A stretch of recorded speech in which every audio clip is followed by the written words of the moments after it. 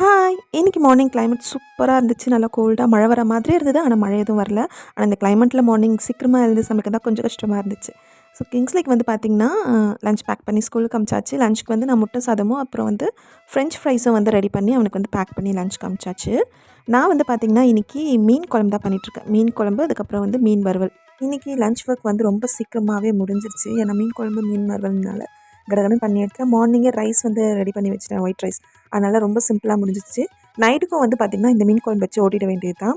ஏன்னா தோசையோ இட்லியோ போட்டோன்னா மீன் குழம்பு இருக்கும். ஸோ அதை வச்சு வந்து நைட்டுக்கு டின்னருக்கும் வந்து ரெடி ஆகிடும். என்னை நேரில் பார்க்குறவங்களாம் கேட்குற ஃபர்ஸ்ட் கேள்வி என்ன, ஏன் டெய்லி வீடியோ போட மாட்டேன், ஏன் வீடியோவே போட மாட்டேன் அப்படிலாம் கேட்குறாங்க. எனக்கு பதில் சொல்கிறதுன்னு தெரியல. நானும் டெய்லி வீடியோ போட தான் பார்க்குறேன். பட் என்னால் ஏதாவது ஒரு சுச்சுவேஷன் வந்து வீடியோ போட முடியாமல் ஆகிடும்.